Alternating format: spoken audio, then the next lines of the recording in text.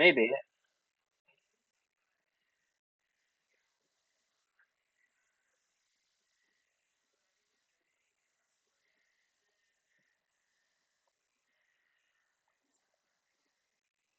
Oh, like you guys take.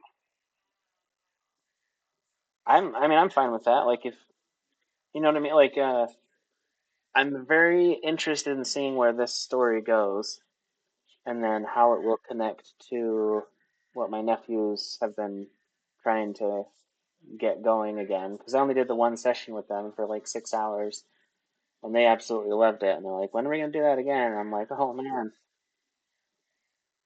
So I'm interested to see where it lands and everything. So like if you guys do want to take over the story in certain ways, absolutely. Like that's totally good. I have stuff. You know what I mean?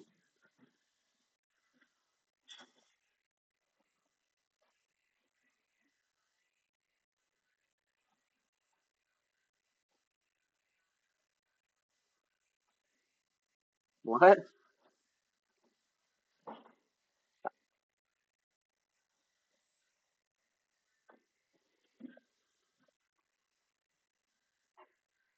Oh.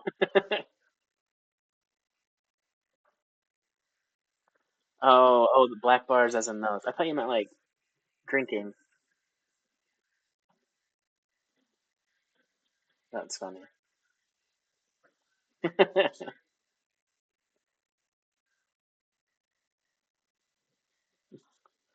Okay. So, and I guess if it sounds like Dory doesn't like DMing. Tom, if you ever want to DM, let me know. Michael, if you ever want to DM, let me know. Um, I guess what I'm getting at is the hiatus is good, and I'm sorry that there's a big gap between them. It does help me though to like look forward to it though instead. So if you guys are okay with that, I'll do that occasionally, where it'll be like a couple weeks off or whatever, and then back on for yeah for a couple or whatever, right?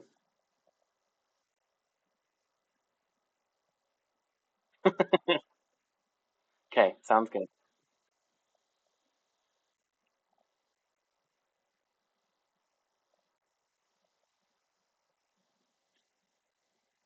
That's good.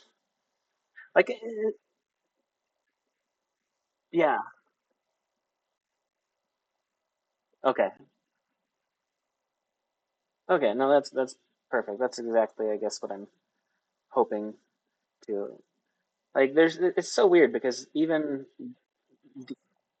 DMing, you're like you know that everybody's fine with what you're doing after you, I mean, after the first session or two, I was like, oh, okay, yeah, it's like, it's no pressure. It's just a story that we're putting together to, like, together, right? But there's, for some reason, at least for me, like this weird feeling of it's not good enough or something, you know? Like, it's very weird. And, like, I know that's not true because that's not what we're doing. But at the same time, it's like, it's got to do this. They have to, I don't know. There's pieces. I want it to make sense. I want it to be art, and then it like is just like scary. But anyway,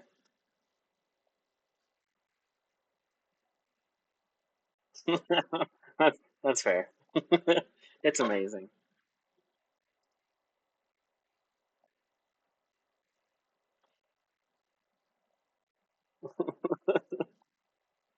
I love it.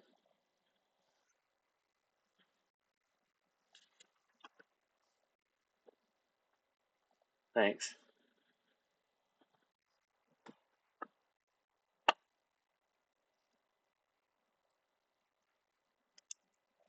Yeah.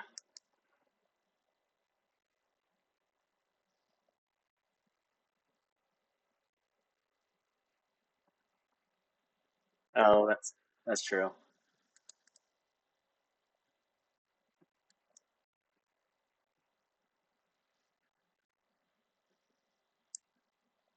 Mhm. Yeah. Sounds good. Sounds good. Thanks. Thank you. Yeah. Well, let's see. It's been a while though. Let's think. Let's think. So I might be able to jog your memory um, by doing something like this, where let's take this guy. So we'll do pink. So you started out here. I don't know if you guys remember what you found here in this building. Please don't disappear. So, um, Cobb pointed out a spot on the floor with like mutilated remains and such of some unrecognizable creature. Do you remember that? No? Okay.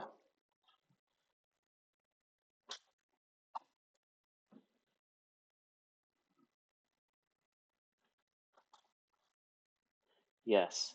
So we got this guy here who was way back in this general area. But yes.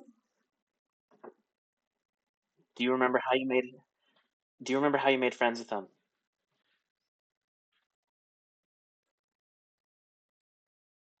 Okay, okay. Yes, that too. Definitely that. So they this, yes. Yeah, so it was luckily Michael's turn literally right after Tom throws the vial of acid. So Tom throws this vial of acid and it eats away at, I don't know if you remember what I was talking about, but like most of it just kind of hitting his armor, eating away at his armor and some of his skin. He does have, you know, this like cloth right here. And anyway, it didn't seem like it was eating that away, but you could tell that he was in pain because I would imagine some of it got elsewhere. Anyway, there's that. Yeah, Michael healed him right after. Let's see, there was stuff in here. Whoops. Yes, that is a caravan with, oh man, you can't see it, but there's the two-headed cows. What, Michael?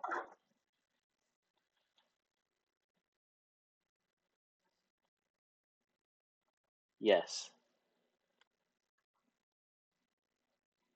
yes, and it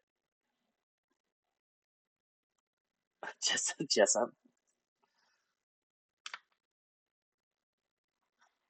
it is a last name over there, and um,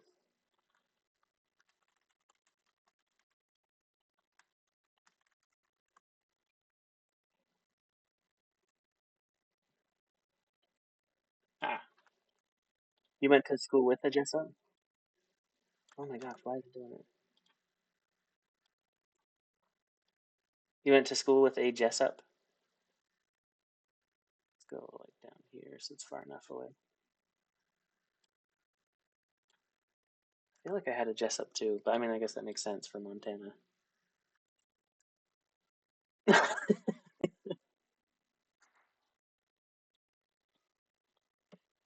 Let's see. So yeah, and then when we zoom in on this, we had Michael. Um, yeah.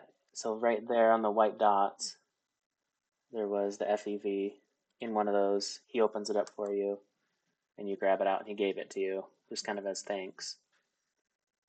One of the raiders walked out with you and like said bye. And who came? Who came from up here? Do you remember? No.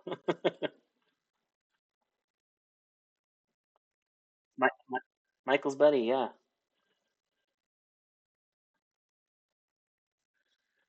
Oh, I don't remember.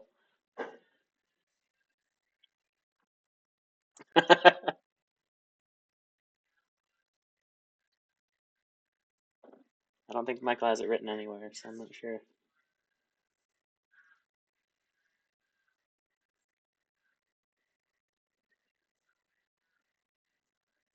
What? I Oh, over by you? Oh, jeez.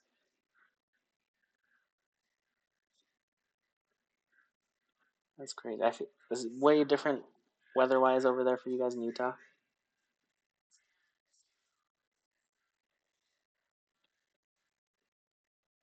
Oh, well, that's weird. Yeah, that is. Yeah, Idaho's been odd too. So we don't have snow in Rexburg. I mean, we have a very light coating of snow occasionally, but it's not real. I think it's fake.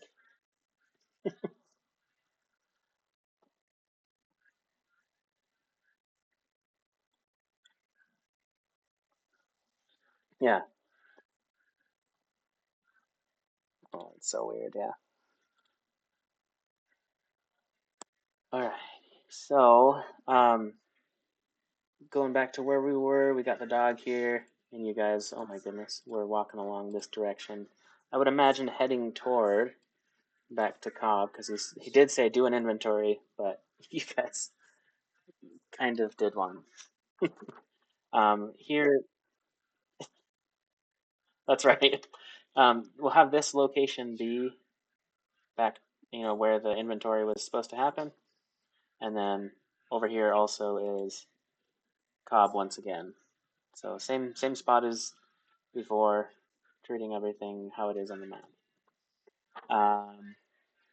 As you're kind of walking that direction, you can see in this, like, because you're facing that kind of southern western way. Let's see, where are we? This down here. Um, you might not remember them mentioning it because it was several weeks ago, but in this general area, as you're walking, you can see fires.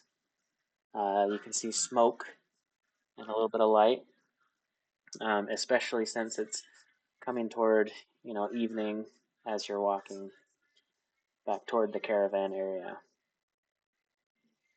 Um, let's see, yeah. Do you guys want to just keep walking or anything like that? Heading? Do you just want to skip the caravan, go to Cobb, or caravan and kind of mess around there or something? I do need this.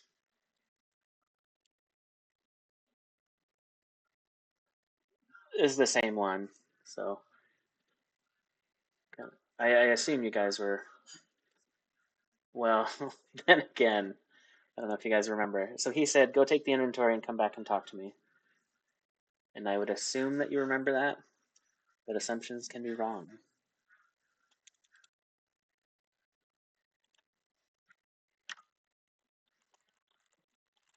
Okay.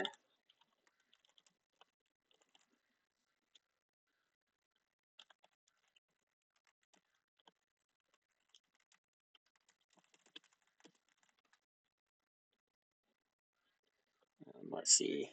Um, you can hear two beeps right now, um, and they appear to be coming from Michael's just sound, which is something you can choose to turn off or leave on. So,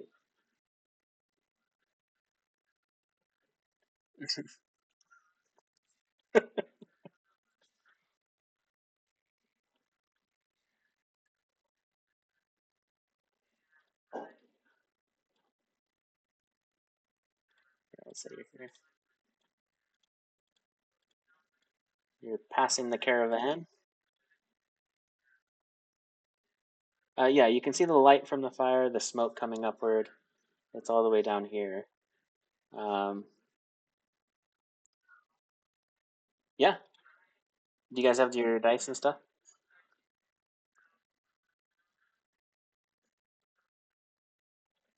Correct. Yeah.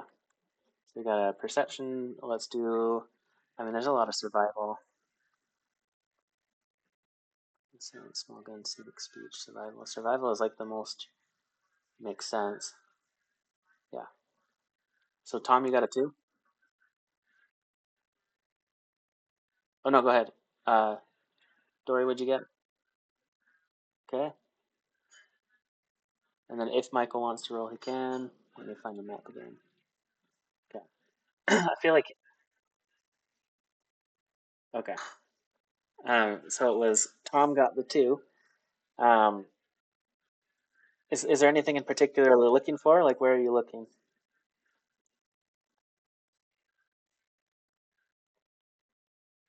Like, you're looking toward the fire?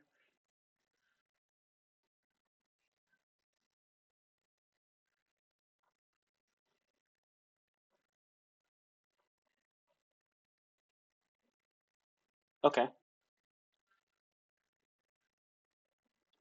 okay. And let's put this into perspective. I would say that this is a couple miles out. Let's just say that for now. Uh, so you can you can definitely see the fires. Um, you can see some movement around, like people kind of like hustling around. Um, there's a lot of sprinting here and there.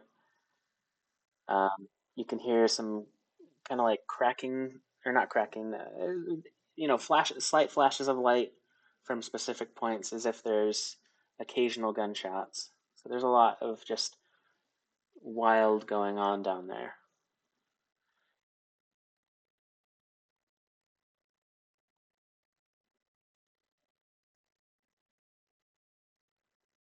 They they seem to be scattered along the shoreline.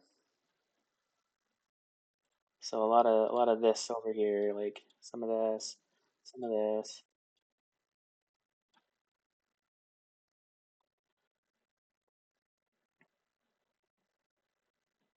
and I definitely did a kind of a not great job explaining. There's lots of puddles here and there as well, as if there's some creeping of water occasionally, and then it. So you probably would remember this. Yeah, in the town, there's a lot of creeping of water, and then the water evaporates, and like it's easy to flood, and then not flood, and stuff like that.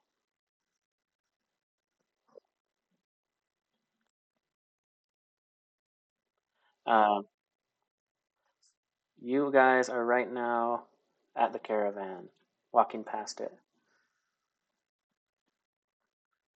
Keep going.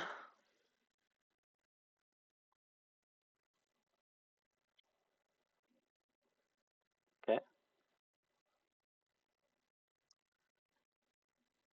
Yeah, I mean, there's the samples that you had taken earlier and such that were down on the ground. The acid type of, you do have a sample still. You have FEV that the guys took. There's scraps here and there of random crud, but most of it's like broken and shattered. So there's like glass and stuff that's been rummaged through and broken on the ground as if it wasn't important, even though they are definitely tweakers. All raiders are.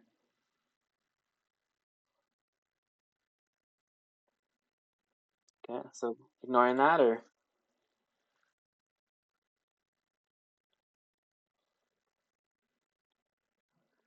okay.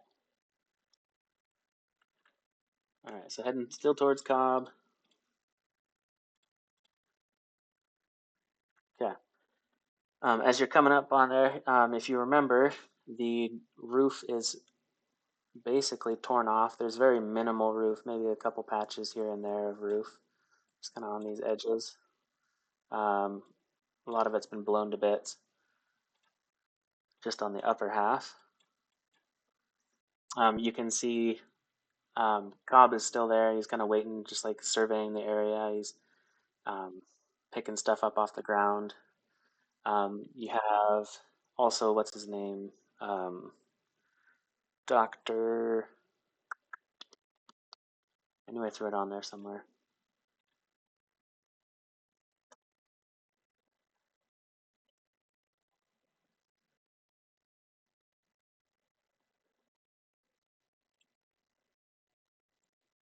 By the Raiders, and then also Elias Ward. That's who it was. So this, I'm gonna put this on here. What happens if I do this? Frick, I probably ruined something. But let's maybe because this was technically like a day earlier for you guys. Let's throw this back on for you so you can read it or remember what you do know about Mr. Cobb. So this is the most important parts here. Let's see.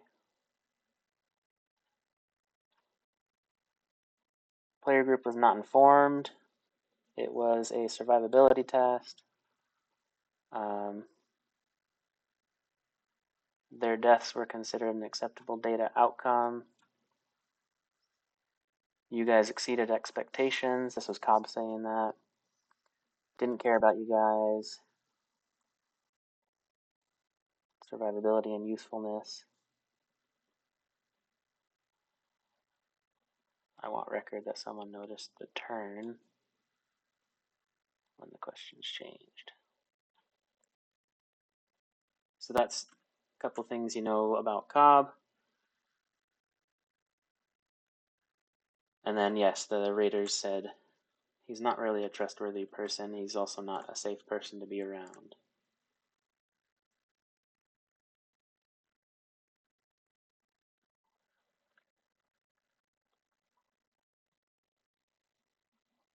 Perfect. Oh, that's good. Yeah. And we'll use green for, I guess, the sort of. I've been using green for the encampments of the scientists, and then as general scientists and stuff, Cobb we can use as green as well. Maybe I'll have to clarify with him. Maybe he'll be a different one. We got green, like a bright green. Oh my gosh. He's expanding. He's expanding. Yeah, there we go. Okay, here's Cobb. This spot here, he's just like pulling some guts and like putting it through his little handheld machine, um, taking samples and just looking at it.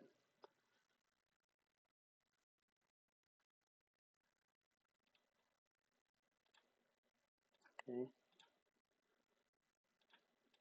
He sees you guys coming, looks up out the wind or out the, I guess you could say like the lack of wall, and he says, "Ah, they're back."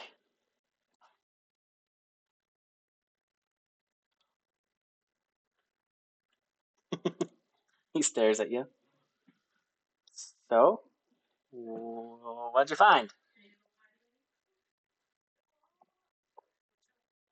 You found some things, huh?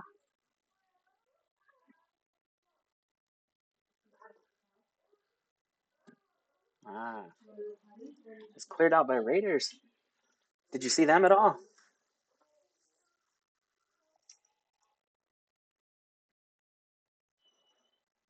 They're what were what were huh? What were they doing with their pants down?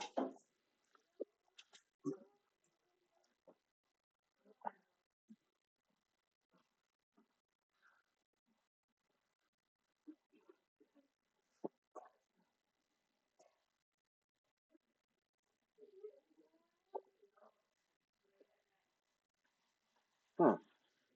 I see.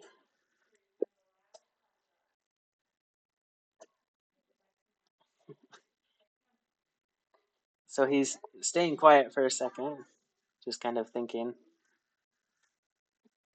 And he's sort of staring at all three of you as a whole, which you're the circle, the blue circle.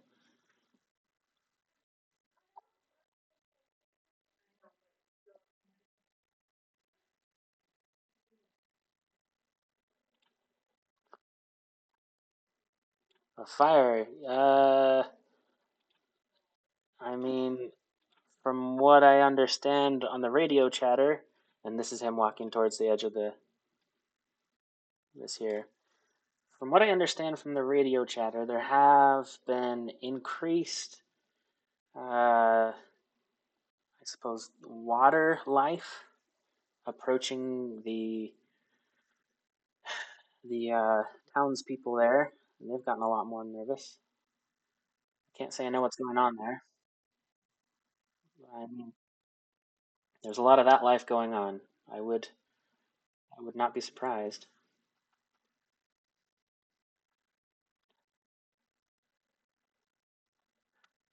can say that a lot of my equipment out here when I'm not in my lab is a little bit more rudimentary, if you will. Not a lot of data, really just points.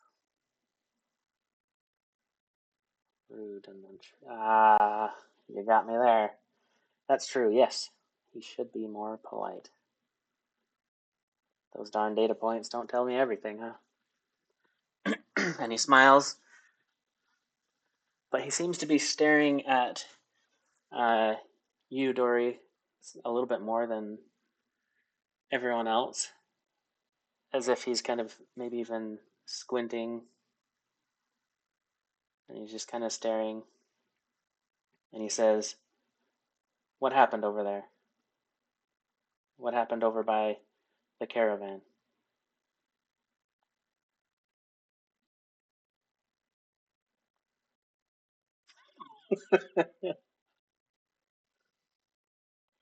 So you can command your character, your dog. Where's Mr. Dogmeat? Claiming contempt detect. Detect.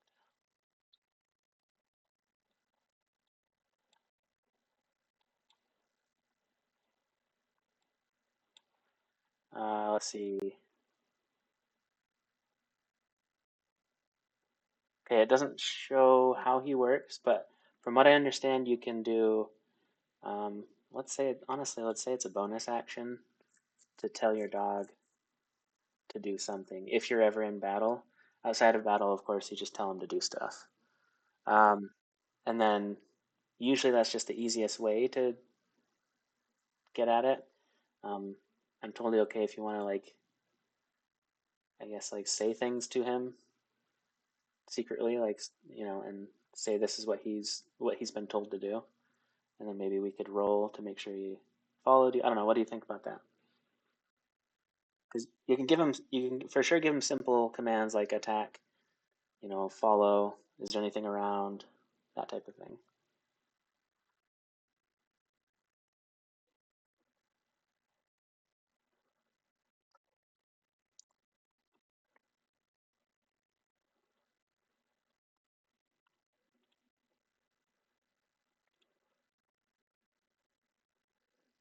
Okay, so two and vicious, huh?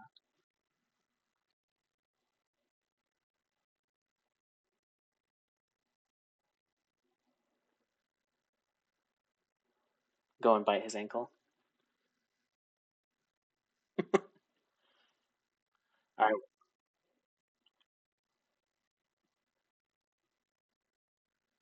So what do you tell him,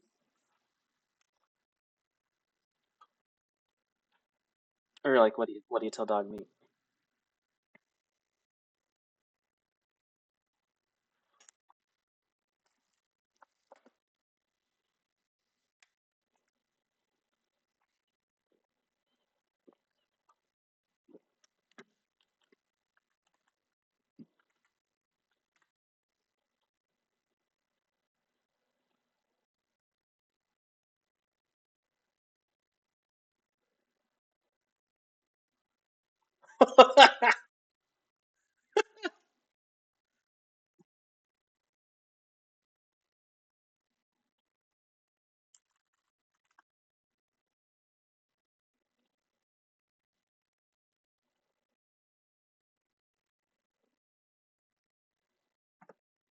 I love that.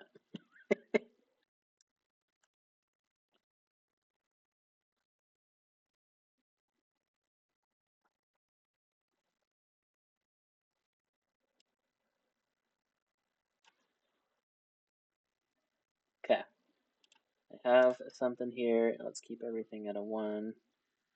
It's kind of specific, so I'll adjust difficulty based on that. Oh my goodness. Cool. Mm, we'll see.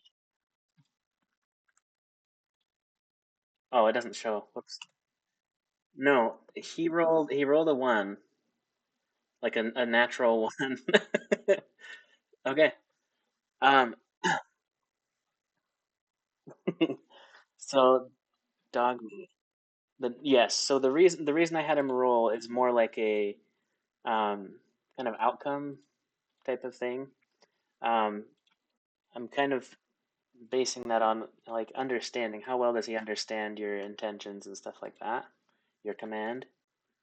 Um, in this case, so he comes up. Let me put him in. So he's this brown guy.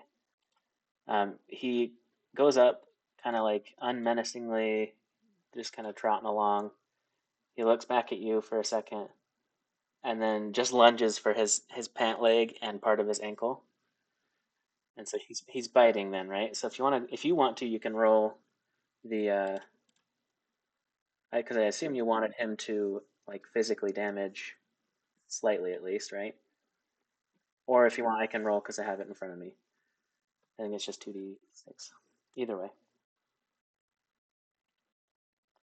Yes. Let's see. Two, and it's vicious. So while you're doing the roll, I'm going to look at what vicious is because I can't remember.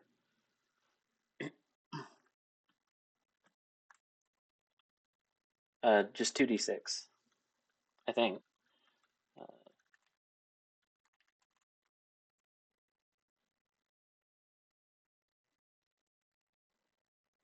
okay.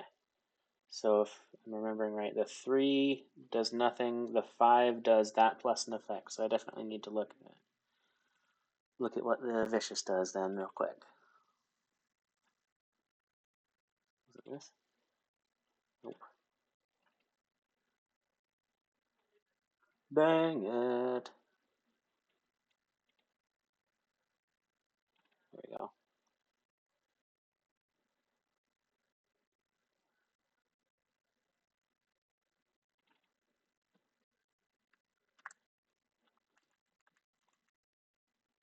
Wait, that's viscous. Too much science. Is that vicious? Viscous. VI. That seems more like it. Yeah.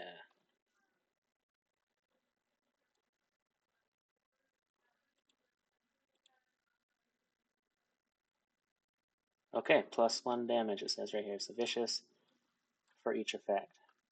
And so he does. There's too many things to click on. Okay, so if I'm remembering right though, the 1 damage plus the effect. So he does 2 damage to him. Exactly. Okay. Um, so yeah, he takes the bite of him, and you can see uh, Cobb. He's holding onto the railing now and like trying to pull his ankle back. Um, he's more trying to get away from him than hurt the dog. Uh, and he's like kind of like kicking his leg a whole bunch, and then he pushes as hard as he can at the body. And let's do this. He's not being nice.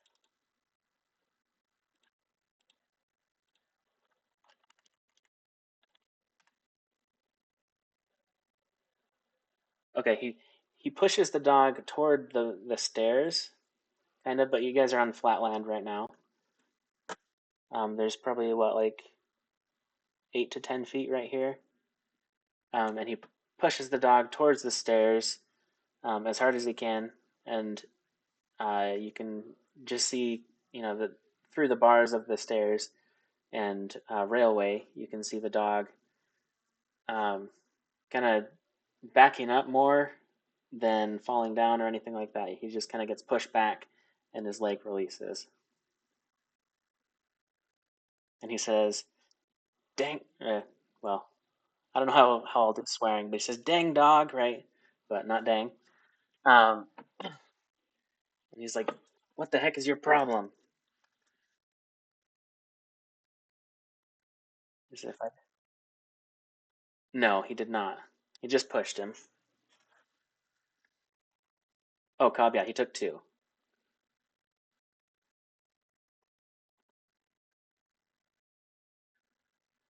And he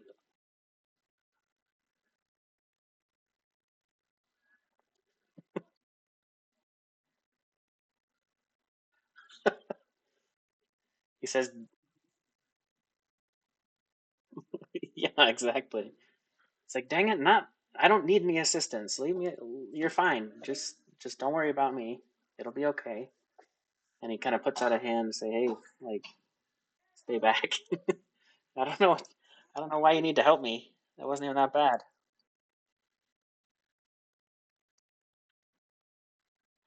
Says, well, hey, let let me just be clear with something. I feel that something is amiss. I don't know if you found nothing. You had to have found something over there. Hey, buddy.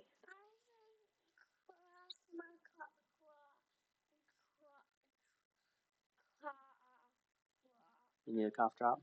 No, I cracked. I cracked it. Did you bite it? That's okay. I can bite it. 1 second. Yeah, you can bite the cough drop. That's fine. Do you want to go ahead and lay down? Go back to bed? I need some water. How much? I'll give you a little bit, buddy. You've had a lot of water tonight.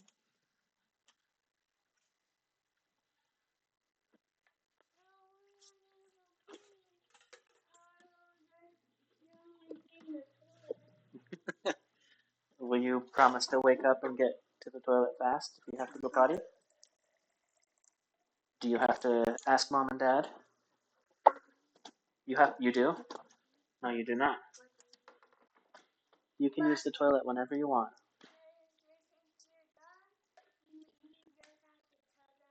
No. At nighttime and during the daytime, you can use the toilet whenever you need to, okay? Sound good? Try to sleep, buddy. I love you.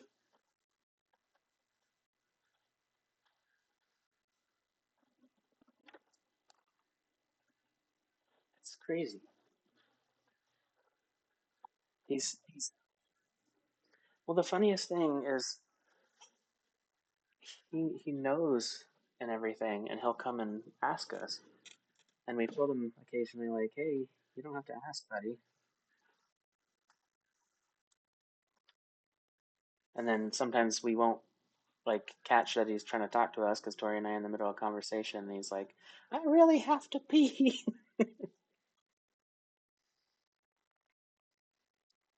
He's a good boy.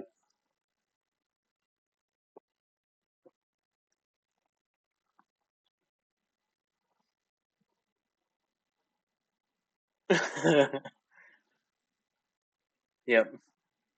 You're like, why are yeah. It's like, I don't have to pee, and he's like pinching his crotch. That's exactly what happens. It's crazy.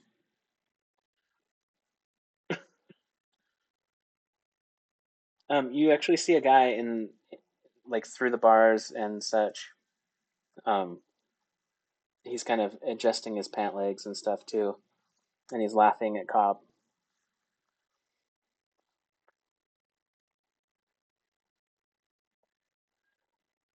What? Oh, through the bars of the um, like the staircase and stuff. So we have a guy in the background. Oh wait, green. This one. He's over here, and he was watching the whole thing, and he's laughing about it. It's just a normal scientist.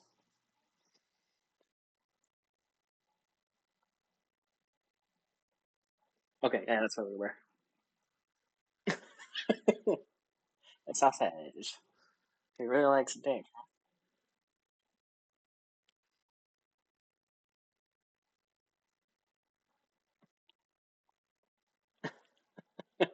And he sighs to himself and holds his leg out toward you and says, "Please be kind, be gentle." Um, you can see a nice little, like one large, like a fang mark in the back of his leg.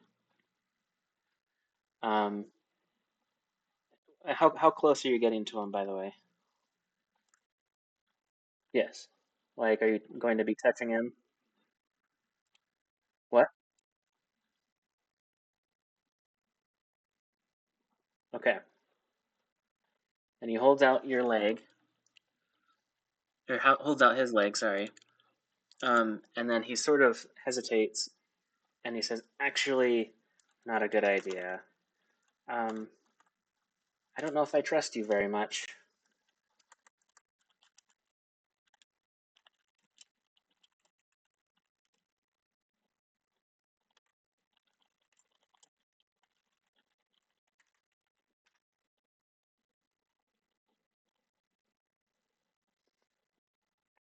Can I get a perception from Tom and Dory? Just straight perception.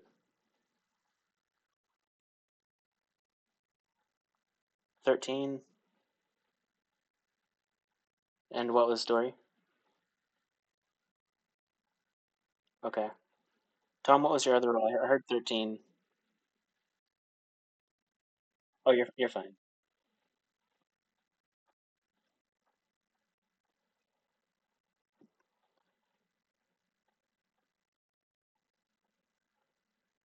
11. Okay, perfect. Um, with both of your rolls, you just kind of see a, a small amount of um, concern and hesitation with Cobb. Um, kind of lessens as he's sort of backing away a little bit more um, from Dick.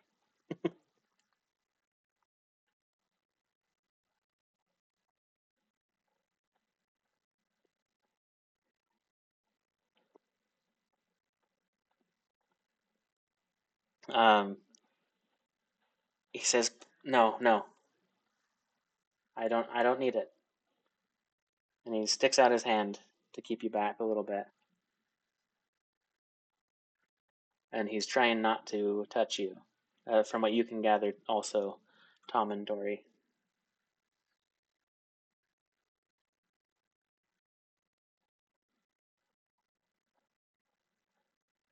Perfect.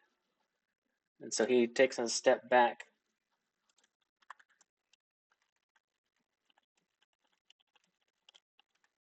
Can you see what I'm typing to you, Michael? The timing was okay. Could you see it while I was typing it?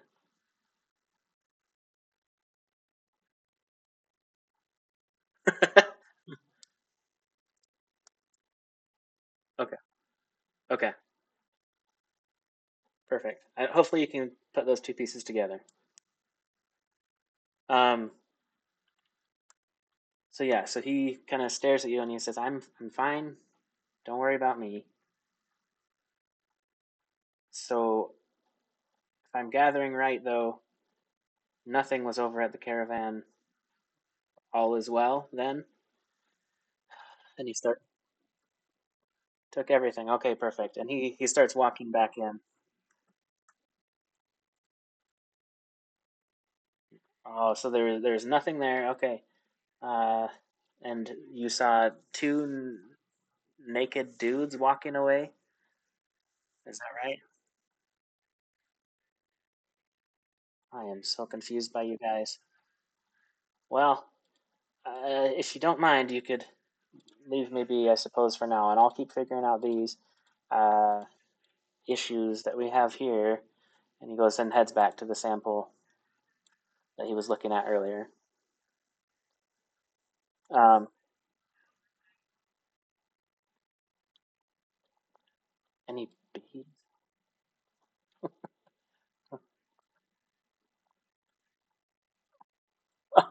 Okay, gotcha. Okay, so yeah, he's here and he's messing with that stuff again. He's like, you can tell he's a little bit, you know, shaken or like nervous now. And he says, "Elias, please escort these men. Uh, I don't honestly just get them away from here."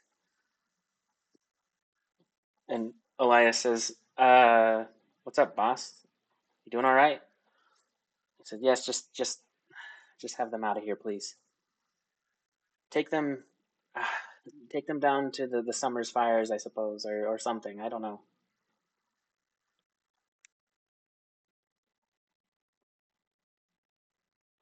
All right. And so Elias, if you remember him, he was the one that um, was mad about Cobb and knows some stuff about him. Is now comes out to see you guys right here. I mean, he was watching, like, seeing a bunch of what was going on. He was previously back in this little corner, just kind of messing around, um, like with his inventory and such. He has everything packed up now, and he's just standing up here. And he's like, "Well, here we go. I don't know what's up with him."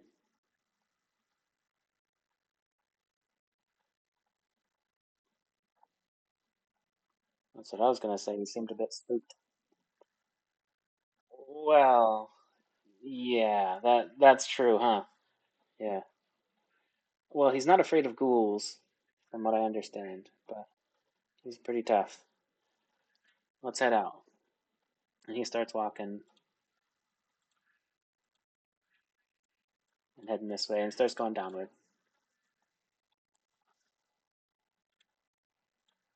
He says, "You coming, you guys?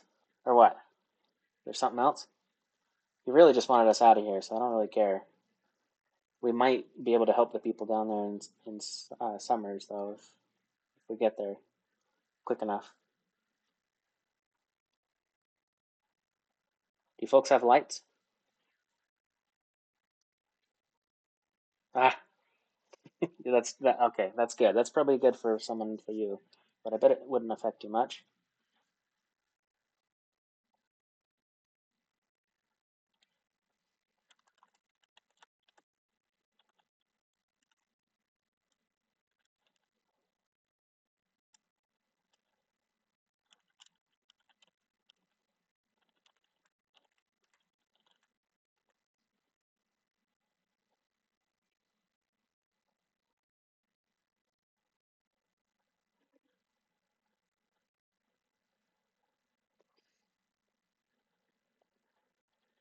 Well, I suppose we head. Sweet. Okay. I'm gonna do a quick roll, real quick. Super speed. We're gonna do that, and we'll set a threshold of 22. Oh, wonderful. Okay. So heading down this way, you guys are kind of just following the roads, um, and you can kind of tell he knows his way around these parts and everything. As you're walking, he's talking. He asks, "Well," and then this is me, John, talking. Do you guys remember where you're at with Elias as far as what he knows and what he knows you know?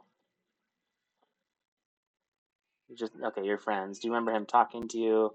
I think in Cobb's house for a second as you guys are walking. Hmm, okay.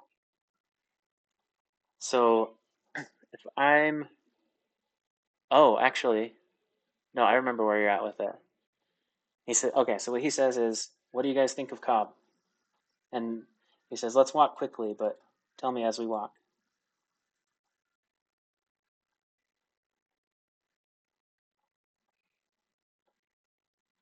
Dick doesn't? Why is that?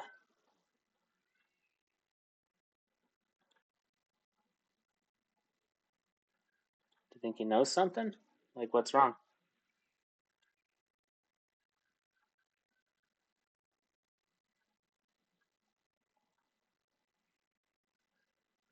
Hmm. Usually he's trying to help them, huh? I guess he's a medic. That makes sense.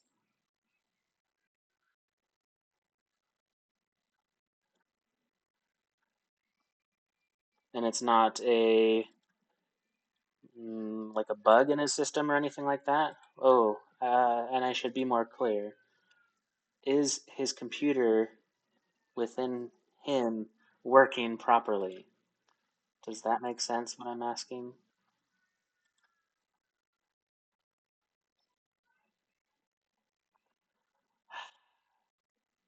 Yeah.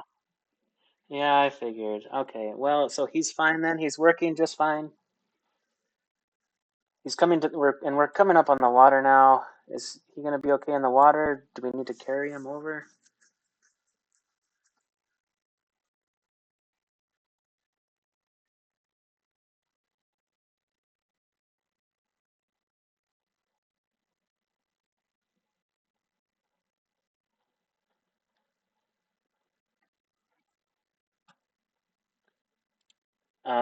Let's figure it out then. Let's see.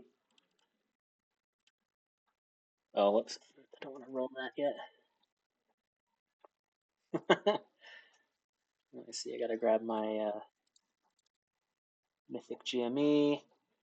This is so I'm putting in. Can I drag it over here? No. All right, let's involve you guys in the roll. So the fate question thing is something where you decide how likely something is, and then you ask um, a specific roll. One of the lights is flickering. Let's keep it at 5. Can let's just do can Dick cross water without problems? Question mark. What do you guys think? What should I set it as? It makes it less likely, it makes it more likely. And this kind of decides something for the rest of playing. I feel like we're leaning towards like unlikely, probably pretty heavy. Let's say with, yeah, without, yeah,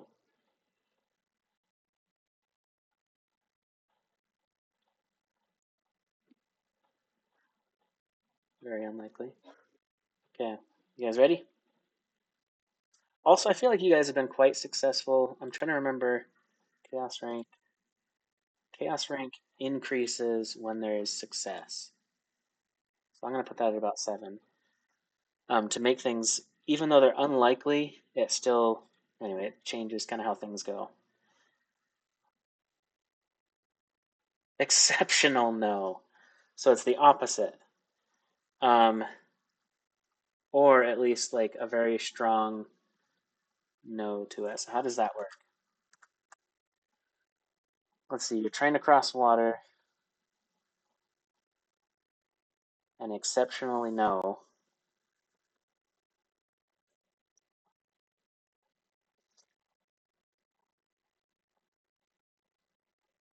I was,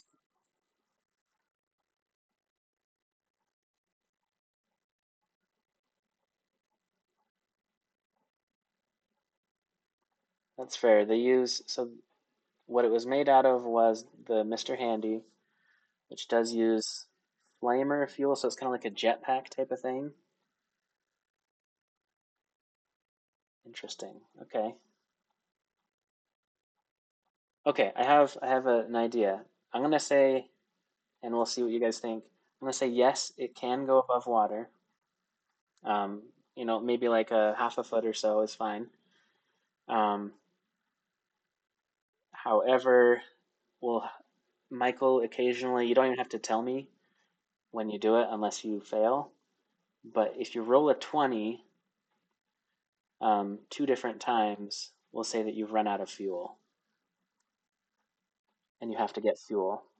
Otherwise, carry the thing with you. So eventually, this thing could die even while you're in the water. Yeah. So when we're doing any sort of like terrain tests and such, where you would have to go over maybe rocky terrain, maybe roll a couple, and just keep a tally of those 2. Once you hit 2, then it'll be out of fuel.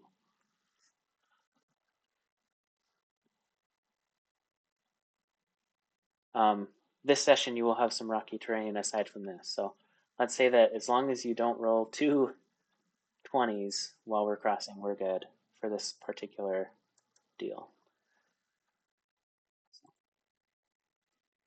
Yeah, go ahead and roll now just to make sure that you don't get 20s. I'm assuming you'll make it because that's pretty low odds. Okay, cool. All right. And so you start heading out then? Like you just crossing the river without saying anything, or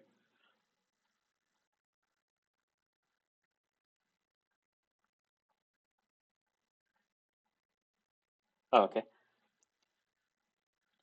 So he's like, well, he must be fine if he's not all that worried, and he's still moving forward. And so you guys start crossing. Um, let's do a perception real quick for everybody. This is from the roll earlier. Okay.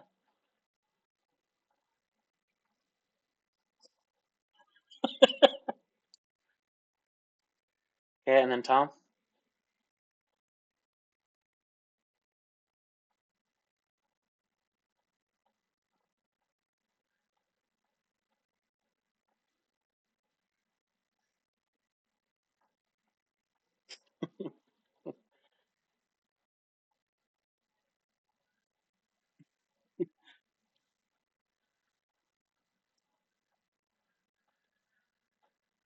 Wait, he got a 20 and a 2?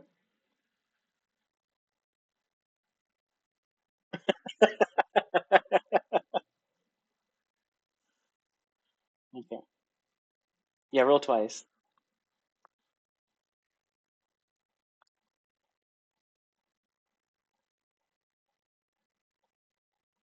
Okay. No, that's fine. As you're crossing, you're about three-quarters of the way. Um, you spot a couple of uh, the small fox bears from earlier, or not from earlier, from the very first session, and they're right here. They haven't noticed you yet or anything, but they're kind of on the edges of the river.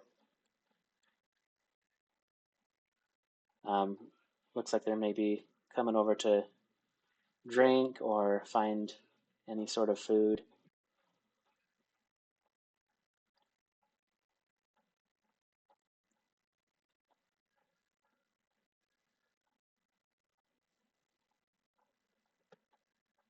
Okay.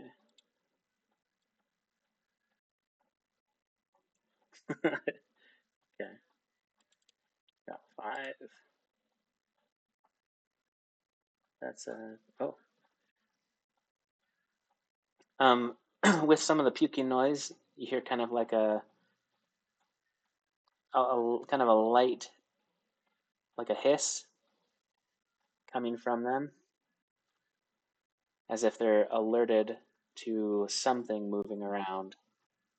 And the water, which I should explain with the water, it's not very high. It's probably, you know, maybe 2 feet high, so not very deep, but definitely splashing around, and it's moving relatively quickly.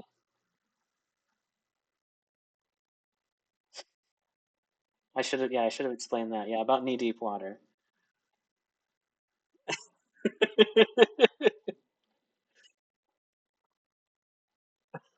Do you really? That's funny. Oh wait, there is no constitution on here too. Your endurance, agility.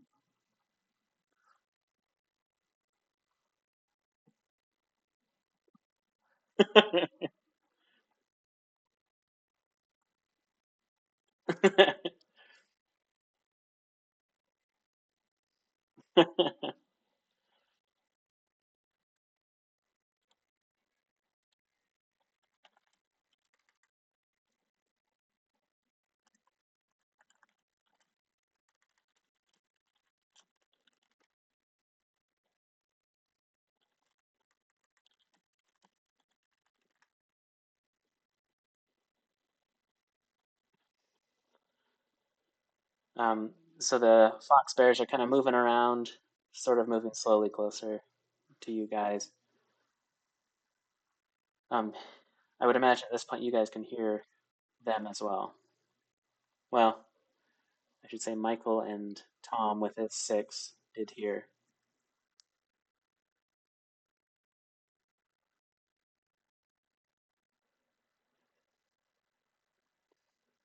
Let's see.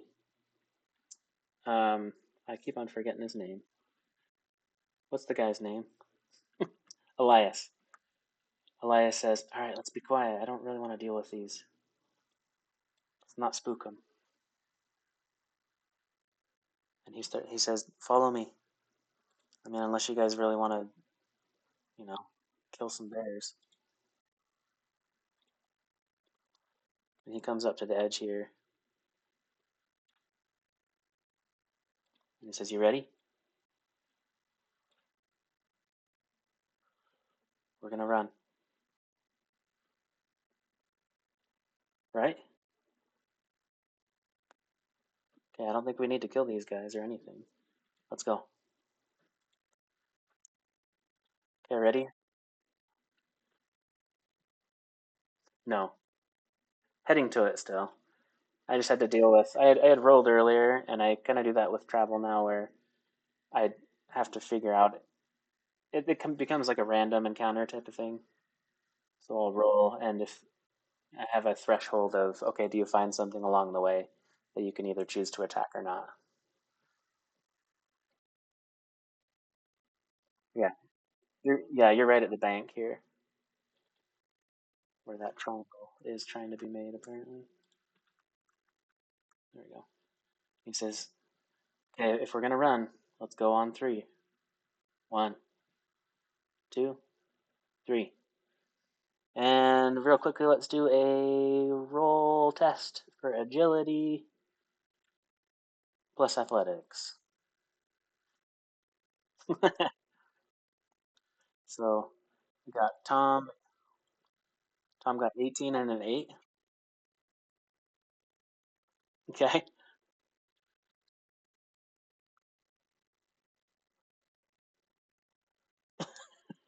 Let's see, agility and athletics. You actually okay? No, yeah, you're good. You actually got a success, so you're okay. Yeah, because you needed a 9, and this is difficulty 1, so not super hard. You're just running away from these guys who are already kind of like confused and spooked.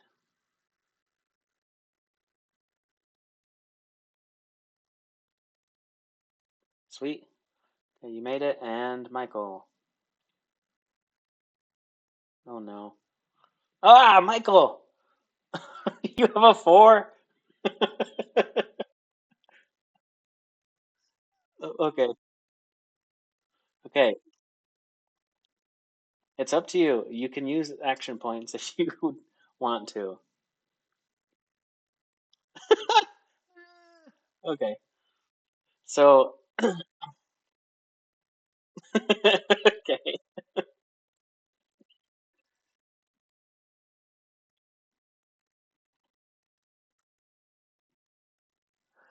So Elias starts taking off, and he makes it to like right here, and looks backward, and he sees uh, Tom and Dory, who've apparently probably run, right? Did you follow him?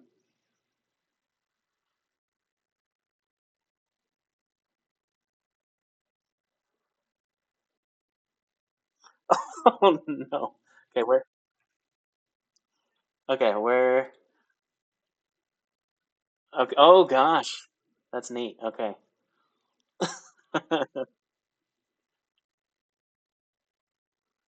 Oh, okay, that's great. That's exactly where. So you're just running. How far you run? Tell me when to stop. Okay, here's us right now for you.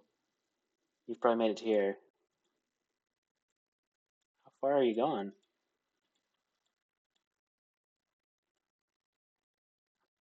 Okay.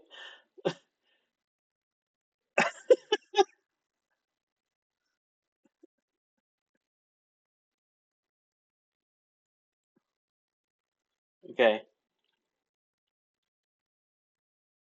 This is probably an easy one. Yeah, we're good. Um, Elias notices that you are just running, running, running, running, and he goes, "Hey, whoa, hey, dude, what are you doing?" He doesn't say stop. He just says, "What are you doing, man?" And he looks back at Tom. Probably was running the correct way. I don't think he had any issues, unless he chooses to. So here's Tom. Oh, Tom. Okay, so here's Tom in blue.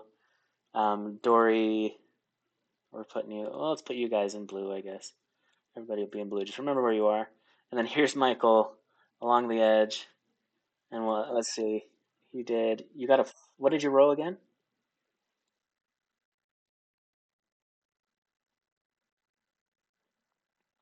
2, 3, and 6. 13. So we'll go like right here.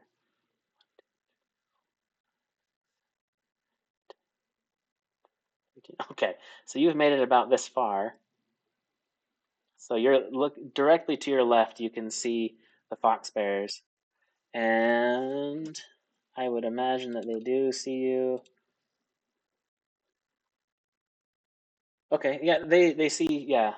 They noticed, of course, the two running, and they kind of vaguely see the Protectron, body and shape, and are just like, okay, whatever. And so they start to kind of run toward you, like hissing and moving slightly closer, as if kind of circling and trying to get ready to attack.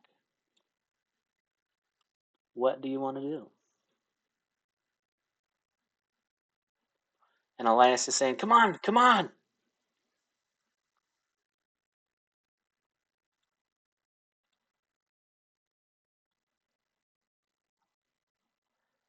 Do you say that to them? So you guys can see the Protectron turn and say, and like maybe pointing at him. Hold it right there. All right, give me 1 second here. That's a D100. That is not what I want. 6 and 19. Okay, one of them does attack. That's neat. Okay, so we got. They're not great for aim. So he pounces at you and misses. This first one does. He's now behind you. The other one is still sort of getting ready.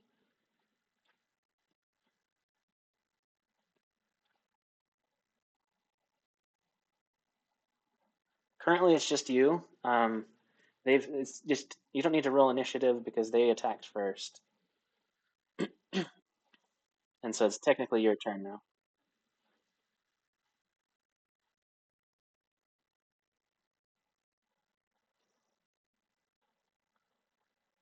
Okay,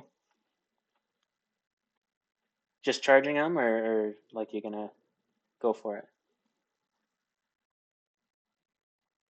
Okay, yeah, go ahead.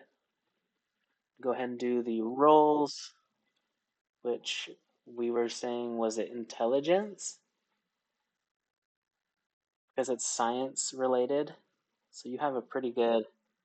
You have like a 12. Like your attacking is super simple. That's amazing. But yeah, you have to beat a 12. This is just a normal, like, difficulty. Yeah, 2d20s.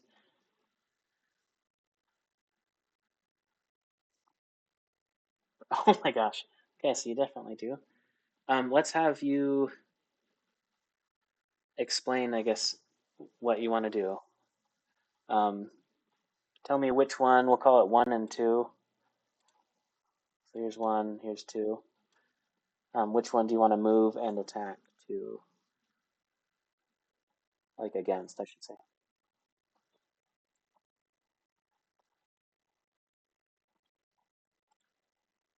Pretty much, yes. So you were wanting to shock them, or I, I'm pretty sure, right? So like you can kind of say, okay, where I'm gonna explain, and so you would explain where you want to attach the two nodes of your shocking hands.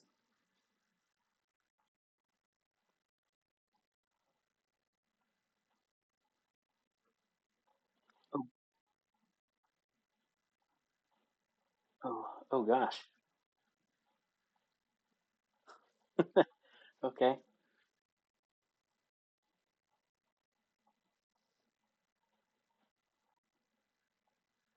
okay. Um, let's see. I feel like you would have to kind of push him into the water if you're going to do something like that. Or you could maybe you're still a little bit damp, right? So you could use whatever wetness that you have and decide where to place it just by the mere fact that you are wet already. Have that be a minor action if you want to I don't know, use your arm a little bit more than normal and put it like a bigger area of wetness onto him. Okay.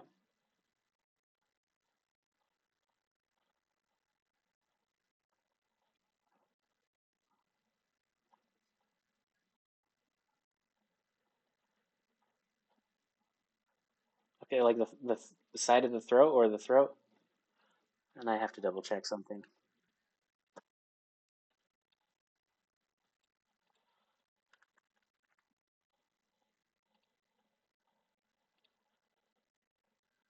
Okay, it's been a while. Okay, so like right here in this front.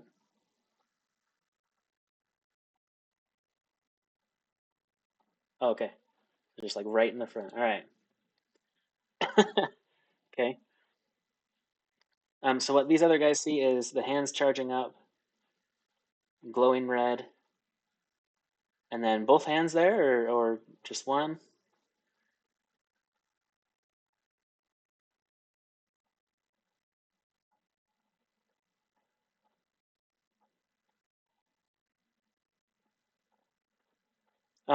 I'm feeling like you could like kind of wrap your arm around him a little bit more, like move closer to him. You know what I mean? Like kind of stifle him, half hug. So it'd be like elbows and such, because your hands are flat. You know.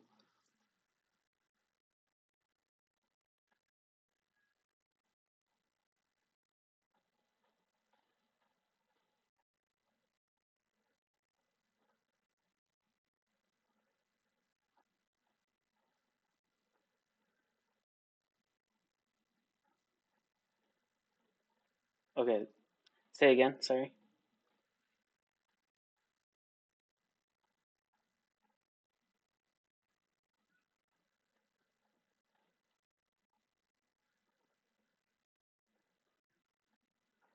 Okay.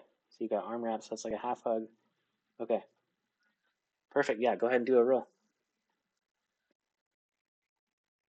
And do you have your damage stuff in front of you?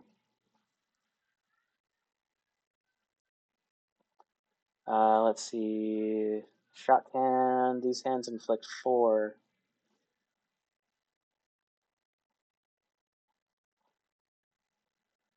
Yeah, so 4d6.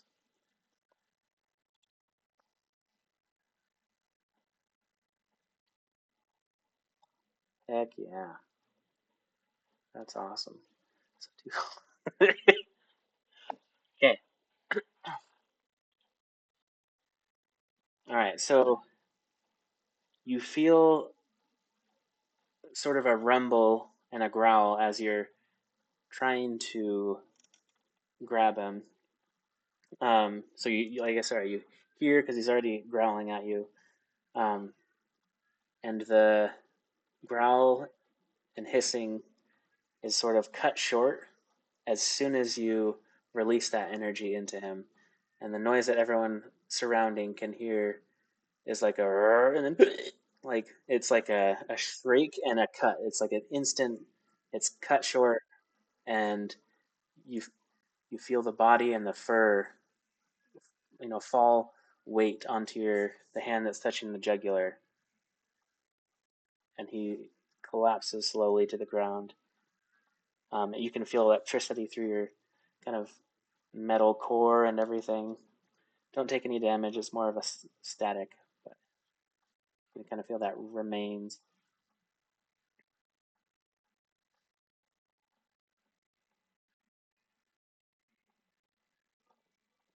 Um, Go ahead. It appears to be dead. That's what most people would guess anyway. So, all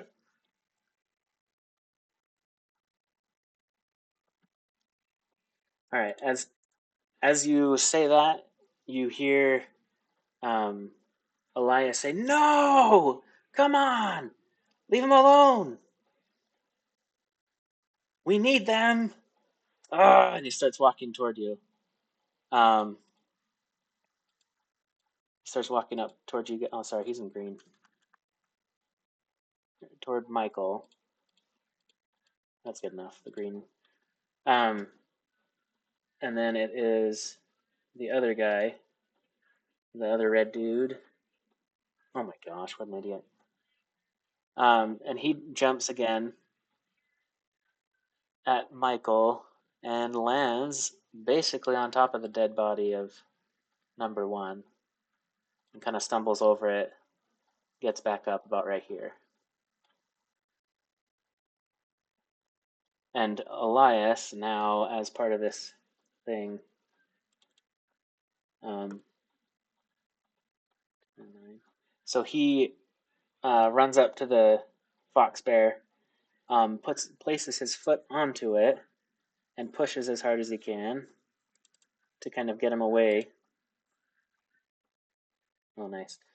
Um, the fox bear lets out a little shriek, a little bit, just like as if he got slightly hurt. Um, he's wincing and lifts up, one of his legs that got pushed with his one foot. Sorry, with Elias's one foot. And he says, "Let's go, go!" And he puts an arm around you and starts to kind of put a little bit of weight to push you forward. Like, come on, leave them.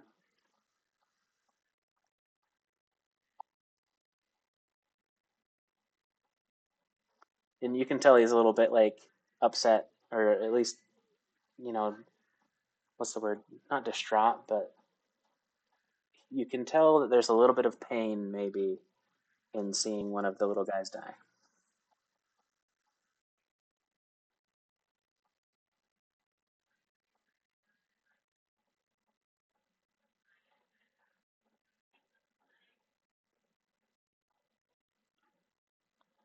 I mean, it's up to you. Yeah, you just gonna run? Okay, perfect. Let me do a roll for the if you're disengaging. Nice. So 10, 15, success one. What would he want? So 11 or above means he wants to attack. Okay, cool.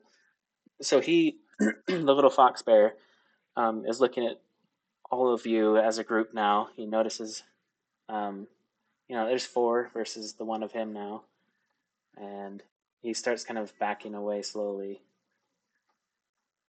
Keeps his eyes on you and is kind of limping backward, and so you guys can successfully disengage and keep heading south.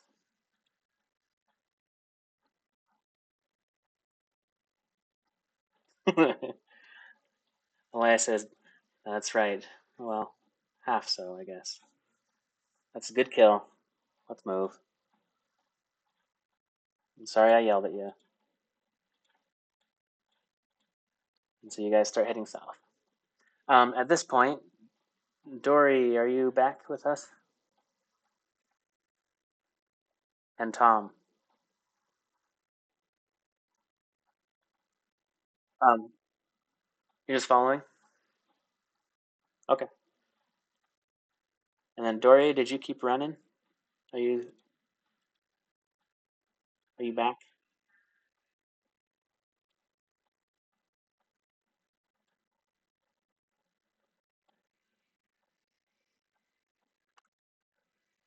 You kept running. Oh, that's awesome.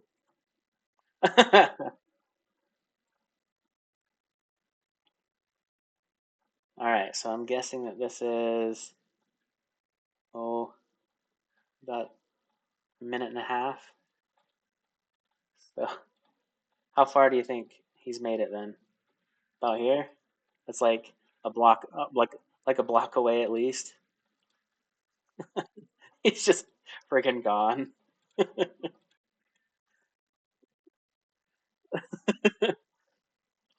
All right, give me a perception roll then, real quick. As Elias now is like, "Let's run, run, run," and then he remembers you, and he goes, "Oh, son of a!" and he yells, "Hey, ghoul, ghoul!" And he's yelling and he's cupping his mouth and everything. For fun, I think I'll give him a roll too. Oh, baby! So, ah, frick! So he's yelling. He's yelling at the top of his lungs. He rolled a 1 and a 4, so he successfully is yelling as loud as he can. You can hear it echoing through the open, like kind of how plains and grass. Well, not grass, sorry, dirt and occasional metal scrap heap here and there, and you can just hear echoing. There's not much around you, um, but he's yelling to just keep. Oh wait, so what does that mean for you? Oh, flip. Okay, he's just friggin' running, and so Elias says, yeah, he's going and going, and he's like, "Oh crap! Should we go?" And he looks back at the other two. Let's go. Let's chase him. He's like, "Gosh, this is like wrangling kittens." And he starts running. He's like, "Let's go!"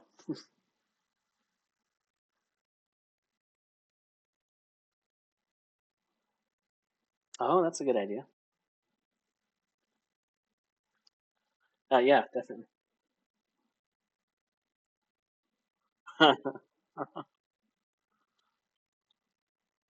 Let's see. Michael should have dog meat.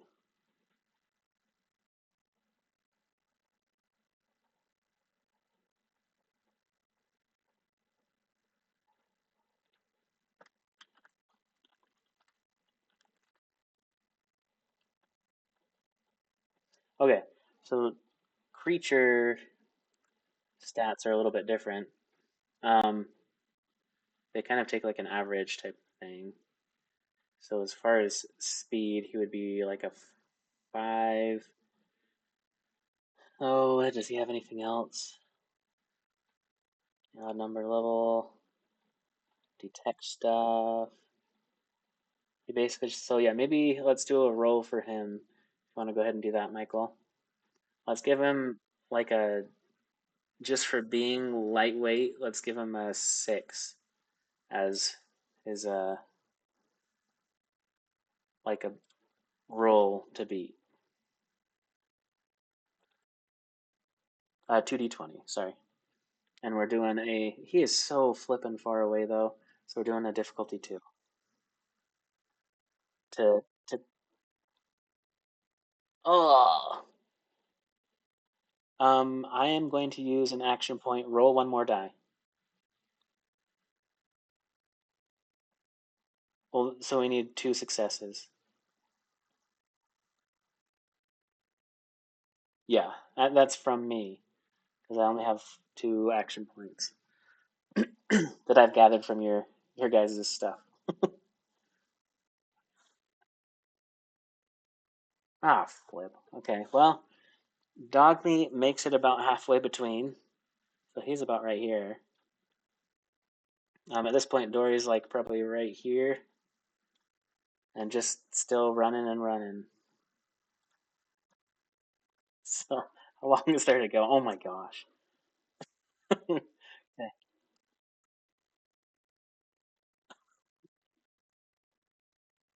I know. Oh my gosh, that's funny. Um,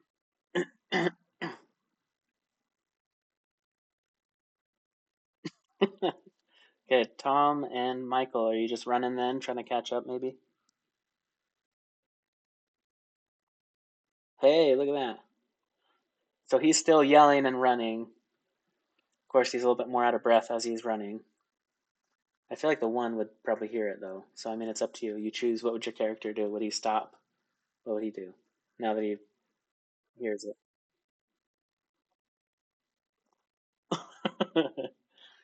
Okay. Okay. So yelling and moving toward you. Let's have, since there's that blue tracks, this is us as a group. And Dogmeat is now approaching you. Dogmeat's about right here. And he slows down and starts panting in front of you and barking a little bit.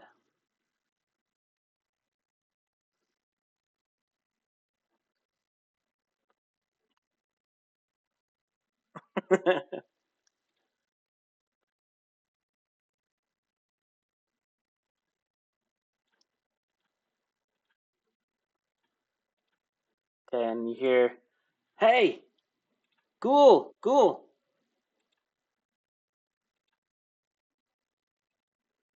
Oh, that's right. And Elias is like,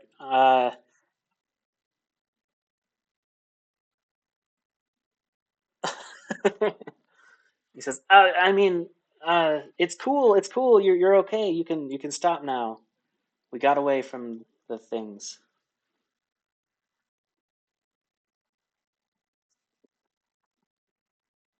We all caught up to you. So this is us as a group. Yeah. You're looking around, facing the other way. What's that voice?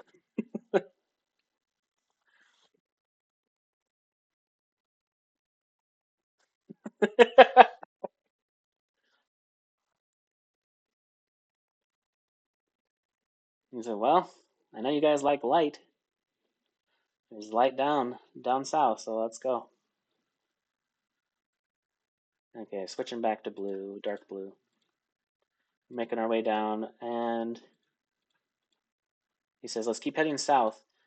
Anyway, before all that, I was so Dick has been attacking Cobb, and it seems like maybe he knows something.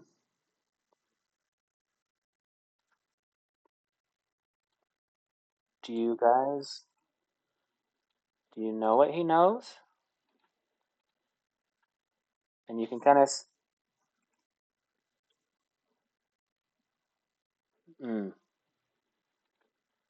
okay. Well, and you can see him kind of getting a little bit more like, I don't know what to call it, bashful or worried. His one hand kind of goes up to his goes into a fist and goes up to his mouth. He puts it into his like his long coat, his white lab coat, and he says, "Oh man." And he actually turns around and Michael, are you following? Or I guess Dick, are you following as closely as you can and stuff? He looks back and he says, "Buddy, what do you know?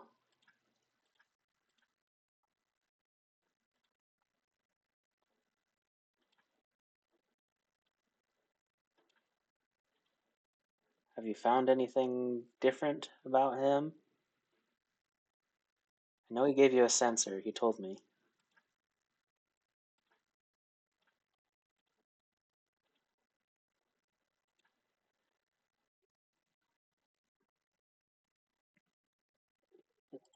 Listen, if you know anything,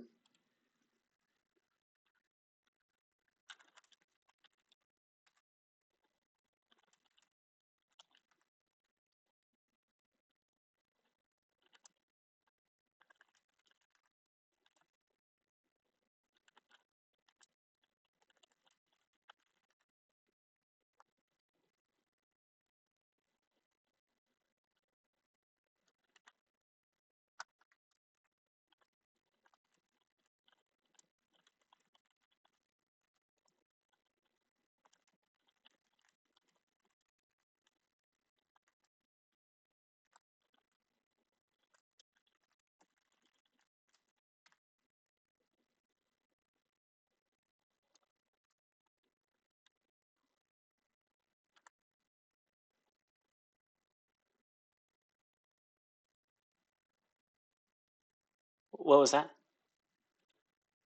Cut out a little.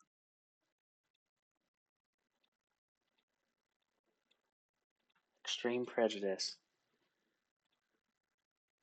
toward. I don't know if he means that. Prejudice. Prejudice against Cobb?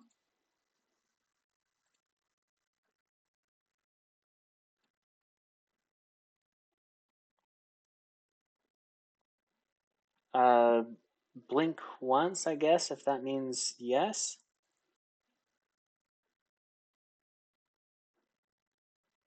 And so he stops, and so you guys are all just as a group. It's dark outside. You can kind of hear the fire rolling. He says, I know that there's probably stuff going on. You can hear um, yelling and fire and occasional gunshots. And he's like, but this is probably more important than what's going on down there. Let's take like 2 minutes. Okay, so prejudice against him is is Cobb, is he doing experiments on people?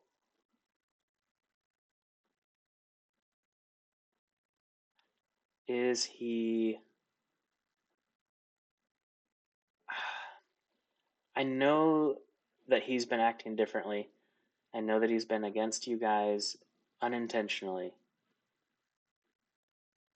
I know that he kind of wanted you to die and gain information about his creatures.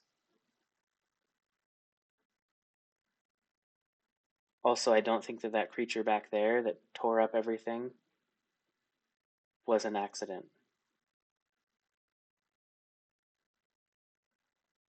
Have you get what to fix all his problems?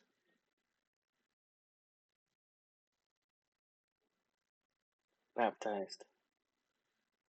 Hmm. It's possible. I don't know if he would accept much of the light, though. He feels, I'm sure, a lot more powerful than he should, or more confident than he should. So the other day, I saw him with a couple. Do you guys know what track marks are? Ugh. He has. Yes. And this is him talking to you in person. Do you know track marks? Yeah. Actually, I'm curious.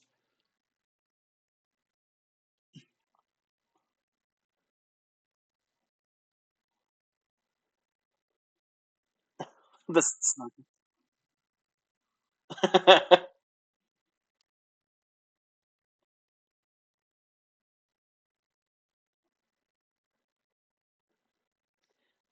and before being holy. Well, let me let me just be clear. I don't think he's 100% himself anymore. If you get what I'm saying,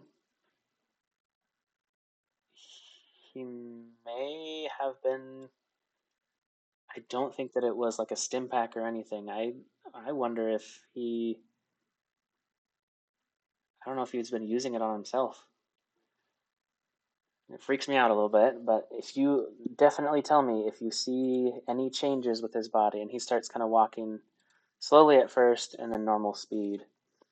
And he says, if there seem to be any changes to his body, I have seen a change in color already, just a slight darkening of his tone. It seems like he's healing faster than normal, but aside from that, nothing else. So it could be really just more Stimpack use. And he's kind of talking and mumbling to himself now.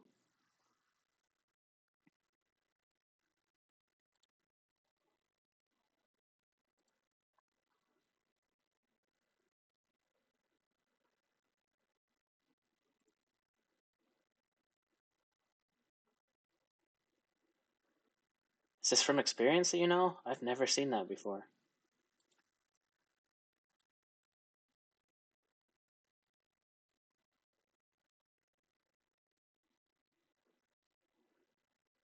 Hmm. Okay. So then, actually, that does make a little bit of sense. So you're seeing if he's using drugs to use a stim pack to remove the effects. Huh. I like it. Um, if you can figure out a way to get him to use one and see what happens. Then let me know. See what changes happen and just tell me. Sound like a plan?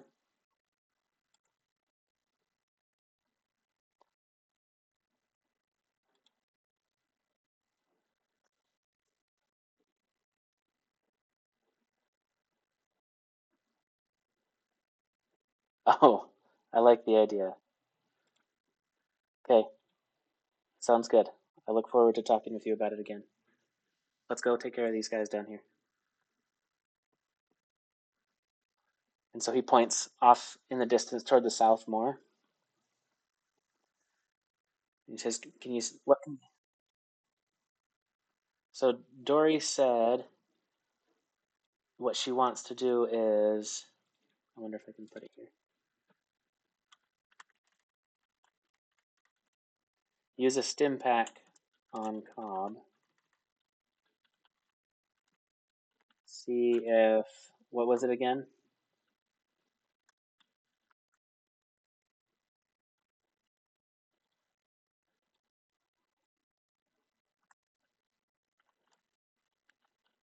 Okay.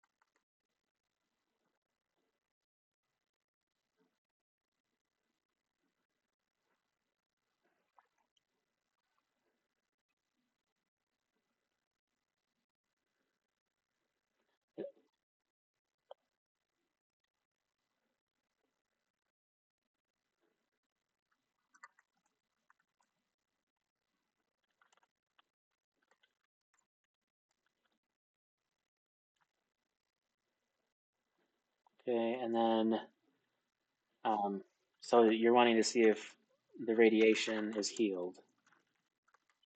Is that right, Dory?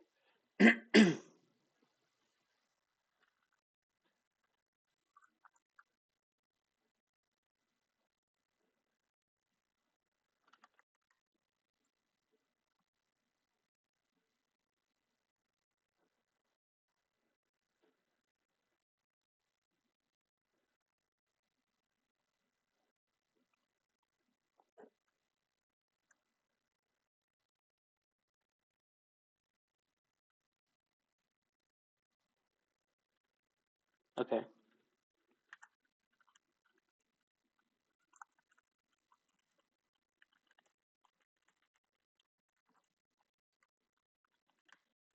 I see. Okay.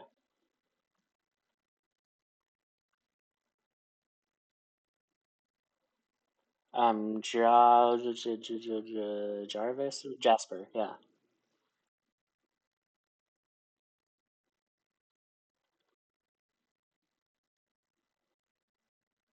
Oh my gosh, that's awesome. That's so funny.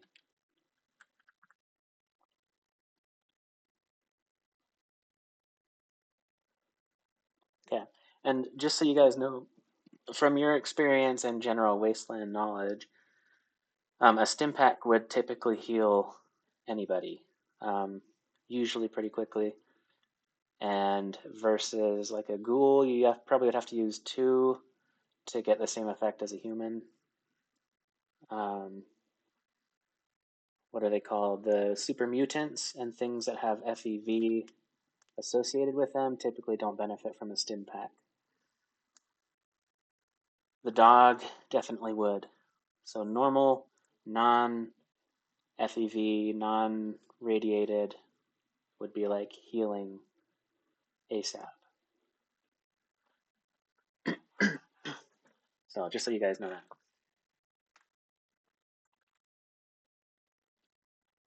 Okay. What's his name? Elias. He's kind of mumbling to himself, and he points down south, and he shakes his head and says, "Freaking FEV worries everybody." And then he says, "All right, let's help these people." To the south, you see fires. These pink guys over here from what I had marked earlier. What you can potentially gather, there seems to be some glinting on the fire, as if something had spilled into the water. Kind of rainbowy near the base of the flames is what you can kind of see. Um, Kind of like what you would picture with like a grease fire, how it's like, you know, flat water. Basically, if it's like untouched water, it's going to be flat, not moving much, but then just flame coming off of it from the grease, right? So kind of that same effect there. Um, what's all this? This is gone now. The tent that was here originally, pretty much obliterated from existence. And so we'll just do it as this, with a little bit of green. It's been, since you last were here, trampled. Uh, so off, through these cracks right here, you can kind of see the pieces of the tent kind of strewn about and such. And that's the type of information you gather. Let's get closer here too. And as you get to this little intersection here, give me a perception check, Tom.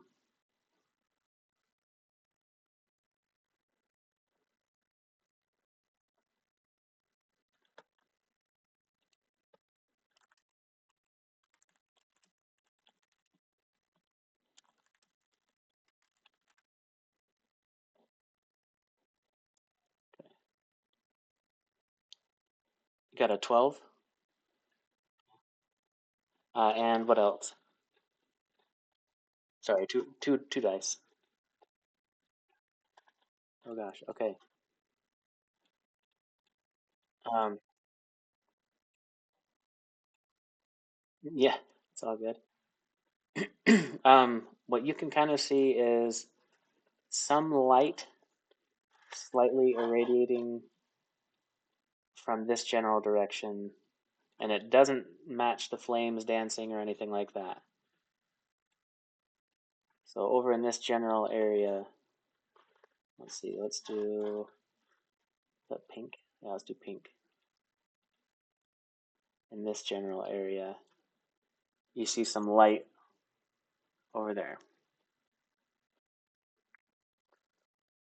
Elias, let me give him a roll too.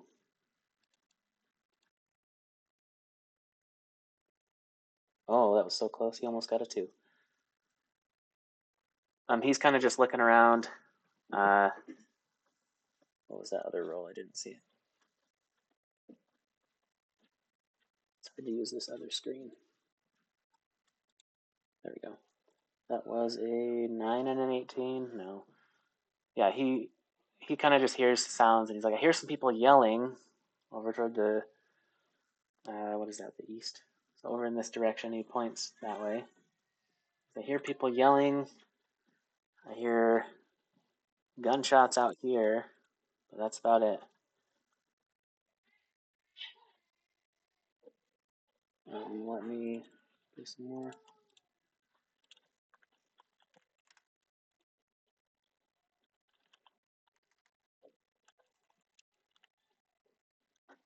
And then, Tom, do you say anything about the light? Is a question I have.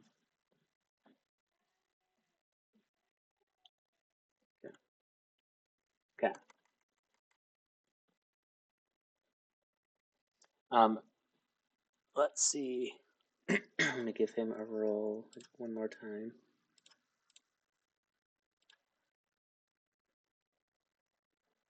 Oh my gosh. He says, okay, you guys lead the way. I can't. And he starts coughing. He's like, I don't know what's going on. I don't like this air here.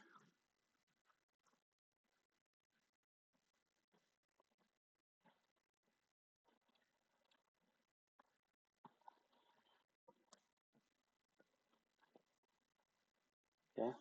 Which direction?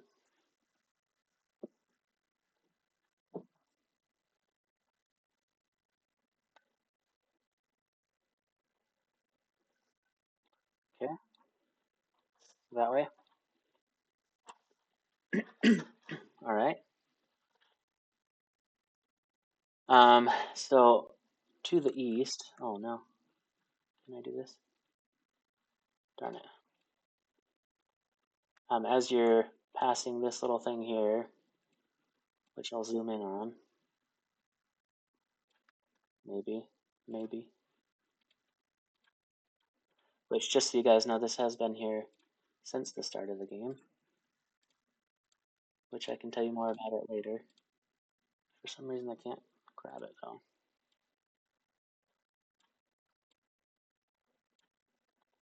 Oh, I'm over it.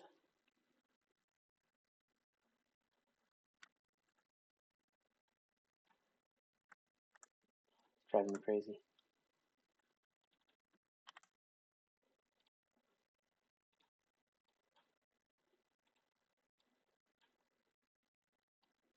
There we go. Okay. So in this particular building, there is, and it actually, I don't remember if I explained it when you were walking by, um, but so it's this spot right here.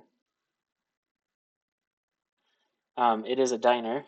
As you're heading heading right, so east, you see kind of this parking lot right here, the car here. You can't even see that, huh? So car here. Um, here's the doors, dumpster, etc. And then there's not an entry on any other sides.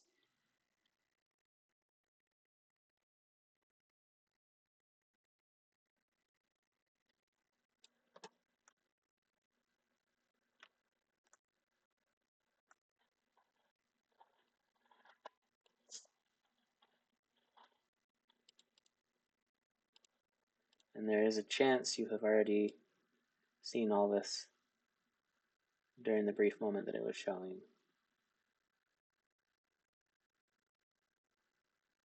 If you decide to enter, but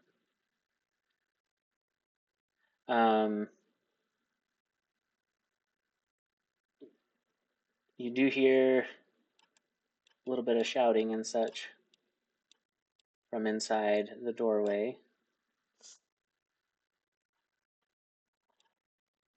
Or I guess coming from the doorway.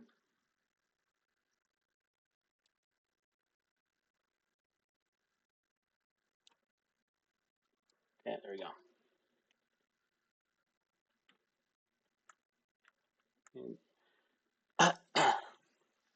You can hear more shouting, I guess, in the general area of the town. Cries for help. Kind of just general conversation of worry is the nearest to you.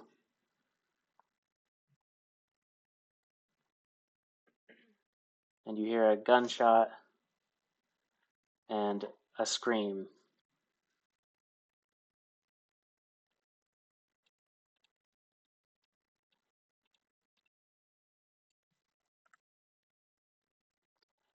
Same. So the gunshot and scream coming from the doorway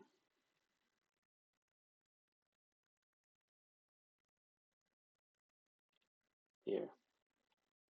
So coming out of this direction. Right, right.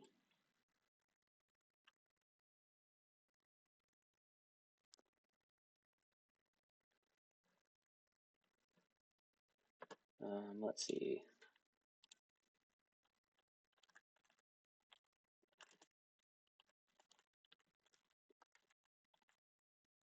What do you guys want to do?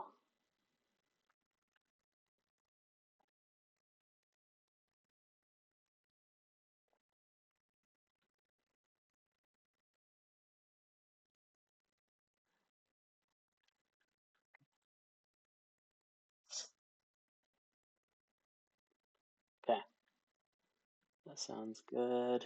Let me type something out for you. Michael, this happens as you're and I assume you're walking towards the door. Um,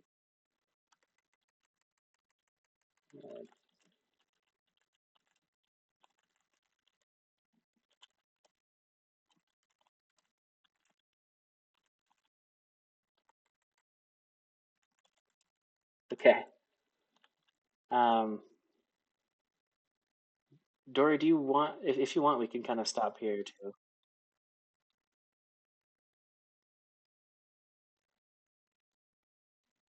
Hmm. Yeah, and you have to wake up early. Yeah.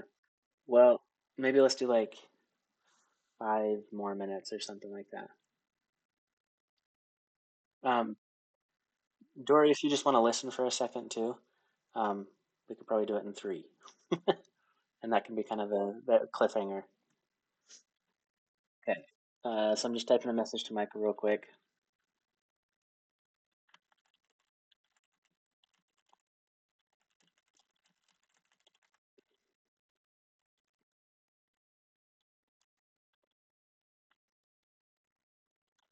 Uh,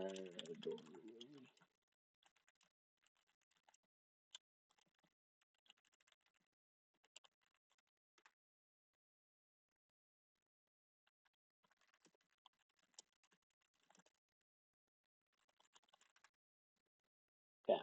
So I've typed what I have for Michael. Um, and then so Elias is walking towards the door, also with you guys. Um, he says, "Oh, what was that?" He says, and he puts his back up against the door and kind of peeks in. And so here's him, and he peeks in, and he whispers, and he says, "There's two people in there. One's holding a gun."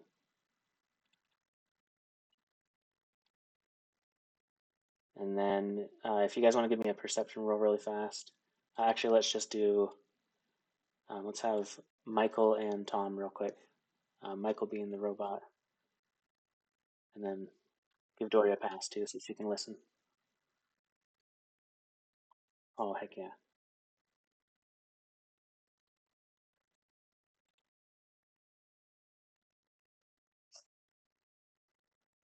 17, 14. Okay. Oh gosh.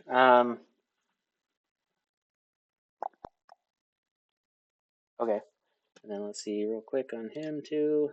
I don't like saying exactly everything going on. Okay, cool. Yeah, he's good. Okay, so Elias um, says says, do you guys see anything in there? And Michael can say what he saw or heard. He says, I know there's two people in there. Um, do you notice? Are any of them wearing white lab coats?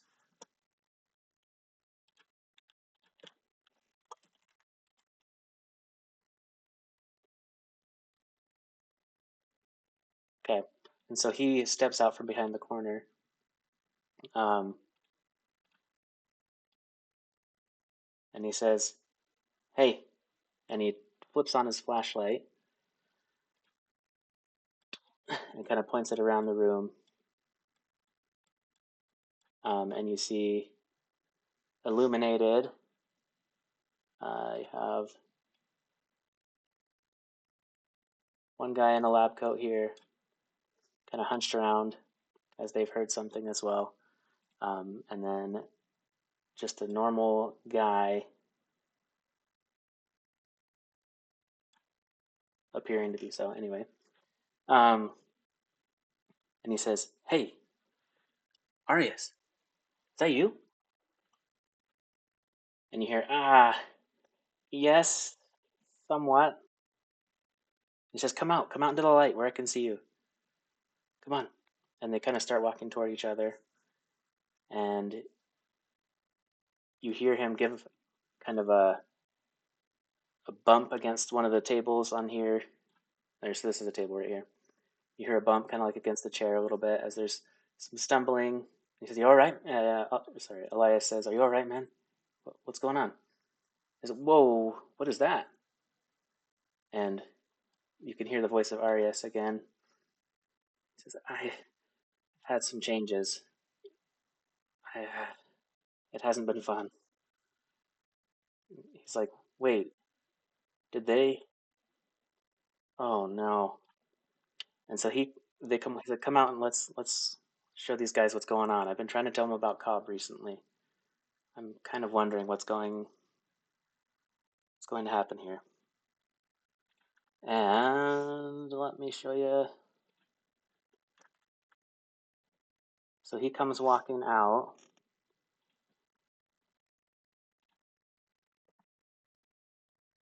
Nope, nope.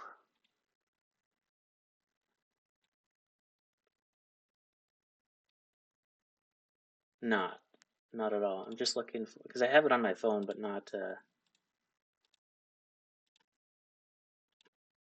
Oh, pictures, pictures, pictures. Here it is. Okay, okay. And you see this guy come um,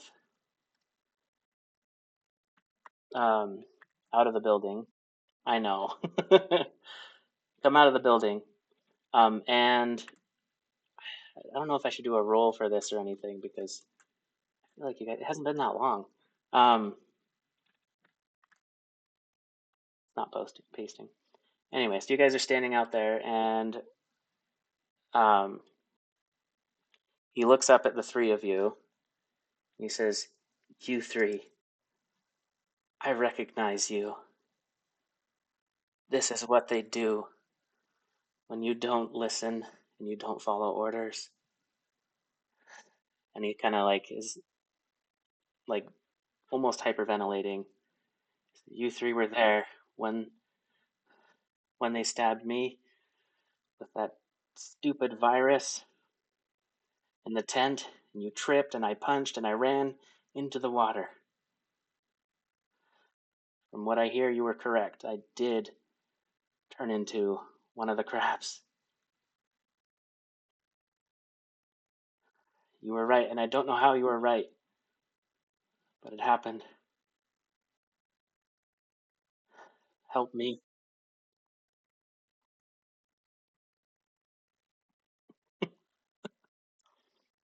And he says, "Help me."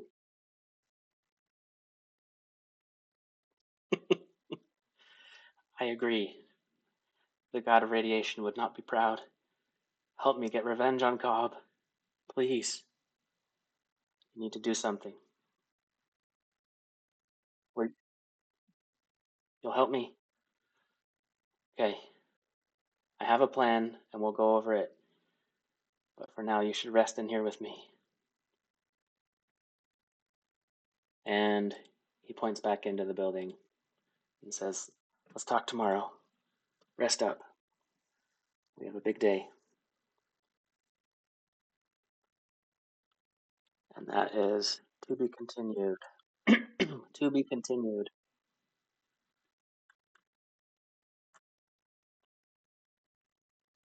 So there you go.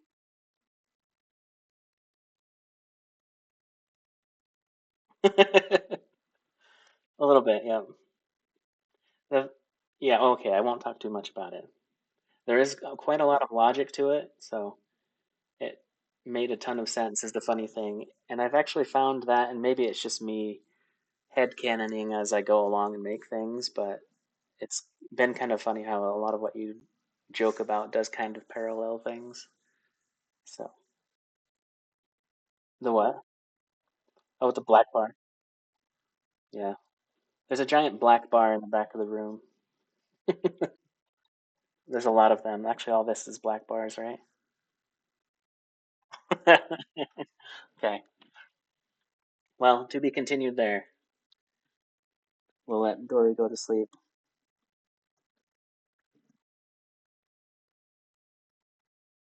Good. Good. I hope you find some other things that I have in the area. They're fun. Well, okay, fair enough. Yeah, not oh, not count on you guys? Ah, okay. Okay. I was gonna say don't count on it being fun because it's fun. For me, it was fun to make. That's all I'm saying.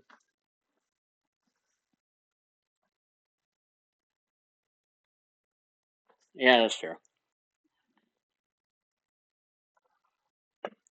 Yeah. I especially like I especially like the random rolling to figure out what he does sometimes. That's very fun. It's a good wild card. Keeps me on my toes.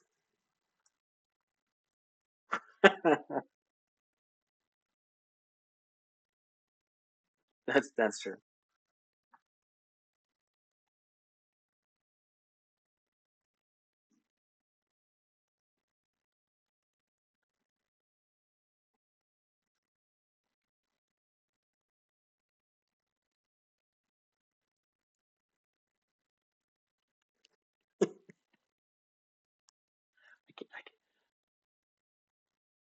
How Tom has made it in the wasteland is awesome because I'm sure that he's had a lot of success with like yeah, making people kind of off their guard when he hands them a pamphlet and says, "This is the light," and they're like, "What in the world?"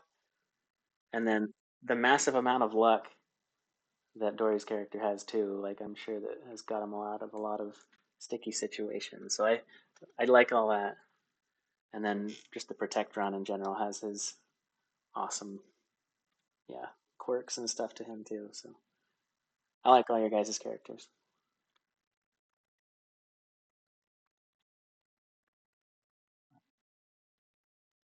Oh, thank you. I put more time into it than I should.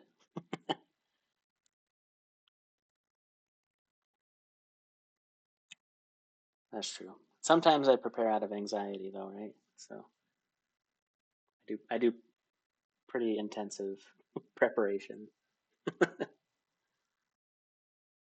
Yeah, but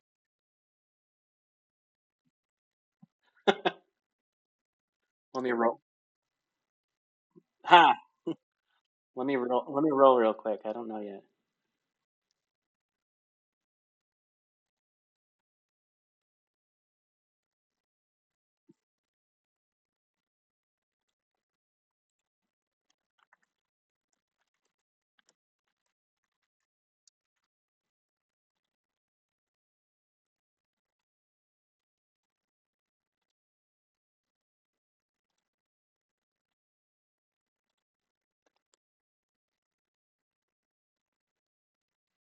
Okay, we're good.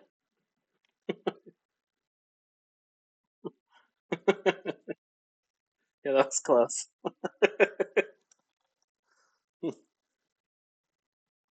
Oh gosh, fun stuff. Well, thank you guys. That was very fun for me too this time. Well, and the other times, but especially this time. Very fun instead of just fun, right? I just meant, yeah, I really liked it.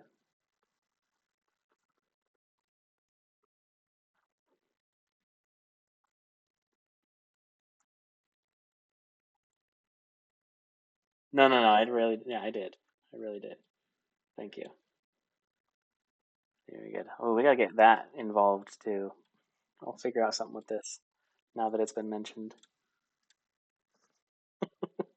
Awesome. Well, cool. Thank you guys. Thank you for everything. I will stop my recording in case we become famous, you know.